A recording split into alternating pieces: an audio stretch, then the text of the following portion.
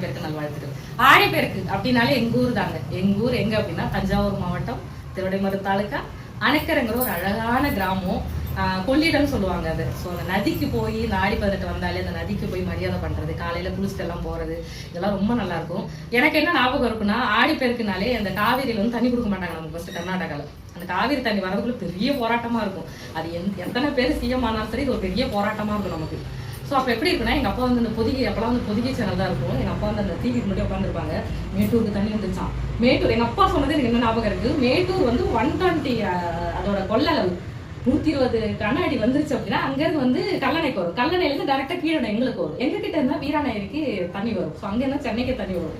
So அது எங்கள் அப்பா சொல்லும் போது அந்த எக்ஸைட் முன்னாடி சின்ன பிள்ளைங்க எங்கள் அப்பா சொல்லுவார், கல்லணைக்கு வந்துச்சான், கீழே வரப்போகுதுன்னு குடுக்குடுன்னு ஓடுவோம் நாங்கள் அந்த தண்ணி பார்க்கறதுக்கு. அந்த தண்ணி டேம்லேருந்து இப்படி திறந்து விட்டாங்கன்னா அப்படி ஃபோர்ஸ் வரும், அந்த மீன் எடுத்துட்டு வரும். அதெல்லாம் ஒரு காலம், அதெல்லாம் திரும்ப வருங்கிறது கஷ்டம்.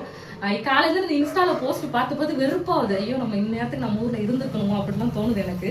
ஐ ஹோப் நெக்ஸ்ட் இயர் நான் கண்டிப்பா வந்து எங்க ஊர்ல இருப்பேன் அப்படின்னு நானே ஒரு ஹோப் கொடுத்துக்கிட்டேன் எனக்கு.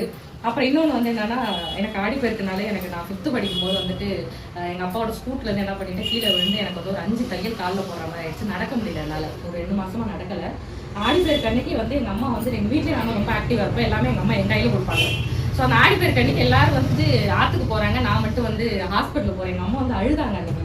என் பிள்ளை வந்து இருக்குது போக முடியாதுன்னு சொல்லிட்டு ஹாஸ்பிட்டலில் போயிட்டு எங்கள் அப்பா கொண்டு இறக்கி விட்டு உட்கார வச்சுருந்தாங்க. எனக்கு நல்ல ஞாபகம் இருக்குது. எனக்கு வந்து ஒரு புது ஃப்ராக்கு, வெளிநாட்டில் எங்கள் சித்தப்பா ஒருத்தர் எடுத்துகிற ஒரு புது ஃப்ராக்கு. அது வந்து வெல்வெட்டு துணின்னு சொல்லுவாங்க. கை வச்சா நைஸாக இருக்குது அந்த துணி. ஸோ அதை போட்டுட்டு எங்கள் அம்மா அப்படி உச்சி சடை பின்னி கனகாமரம் பூ வச்சு என்னை அமுச்சு விட்டாங்க.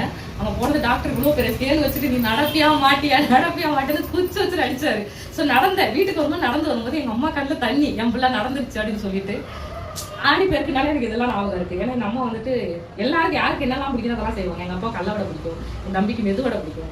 எனக்கு வந்துட்டு இந்த பால் பணியாரம் சொல்லுவோம், பாப்பாளாரம் சொல்லுவோம் எங்கள் ஊர் சைடில். அது வந்து எங்கள் அம்மா எனக்காக மட்டுமே செய்வாங்க.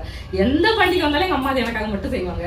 ஸோ இதெல்லாம் நான் ரொம்ப மிஸ் பண்ணுறேன். நம்ம ஊர் அந்த இயற்கை. இன்னொன்று வந்து சப்பரை தட்டின்னு ஒன்று இருக்கும், அது எத்தனை பேருக்கு தெரியும் தெரியல. அதெல்லாம் முடிச்சுட்டு எடுத்துகிட்டு போகிறது, பேரிக்காய் கிடைக்கிறது, இந்த பாசிமணியரோன்னு சொல்லுவோம். இதெல்லாம் இந்த புது புது தம்பதிகள்லாம் வந்து அன்னைக்கு தான் வந்து கைகள்லாம் மாற்றிப்பாங்க, தாலி செயலாம் மாற்றிப்பாங்க. இதெல்லாம் பார்க்கறது ஒரு எக்ஸைட்மெண்ட். திரும்ப இதெல்லாம் பார்க்க மாட்டோமா, அந்த திரும்ப மலரும் நினைவுகள் வராதா அப்படிங்கிறதுலாம் ஒரு விஷயமா இருக்கு. இது ஒன்று என்னன்னா, எங்கள் அப்பா இல்லை. நான் எத்தனை தடவை ஊருக்கு போகணும்னு நினச்சா கூட அந்த இடத்துல எங்கள் அப்பா இல்லை.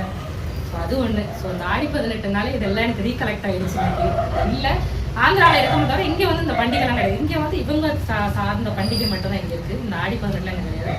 ஸோ நான் வரைக்கும் எனக்கு சாமி கும்பிட்டுட்டேன்.